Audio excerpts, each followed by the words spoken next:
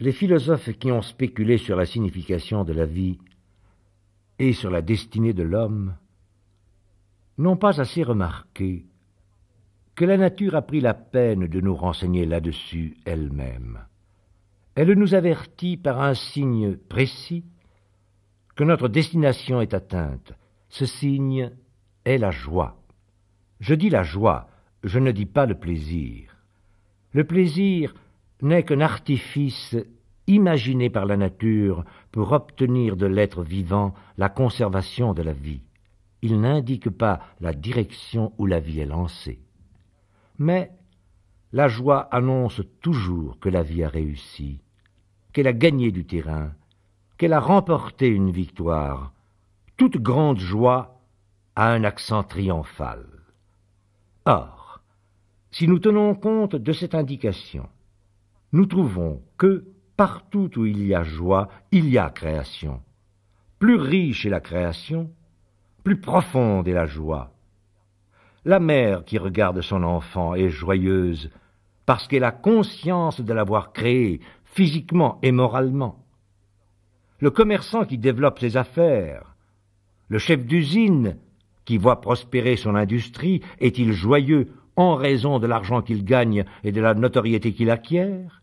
Richesse et considération entrent évidemment pour beaucoup dans la satisfaction qu'il ressent, mais elle lui apporte des plaisirs plutôt que de la joie. Et ce qu'il goûte de joie vraie est le sentiment d'avoir monté une entreprise qui marche, d'avoir appelé quelque chose à la vie. Prenez des joies exceptionnelles. Celle de l'artiste qui a réalisé sa pensée, celle du savant qui a découvert ou inventé. Vous entendrez dire que ces hommes travaillent pour la gloire et qu'ils tirent leurs joies les plus vives de l'admiration qu'ils inspirent. Erreur profonde.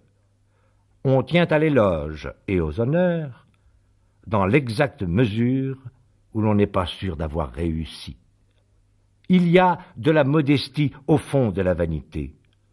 C'est pour se rassurer qu'on cherche l'approbation, et c'est pour soutenir la vitalité peut-être insuffisante de son œuvre qu'on voudrait l'entourer de la chaude admiration des hommes, comme on met dans du coton l'enfant né avant terme.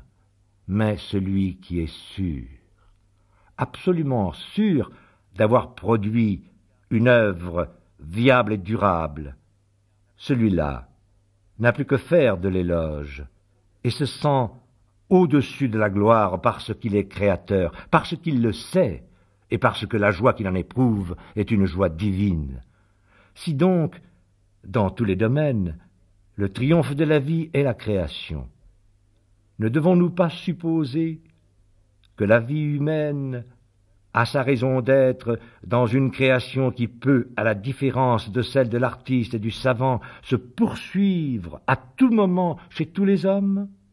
La création de soi par soi, l'agrandissement de la personnalité par un effort qui tire beaucoup de peu, quelque chose de rien, et ajoute sans cesse à ce qu'il y avait de richesse dans le monde?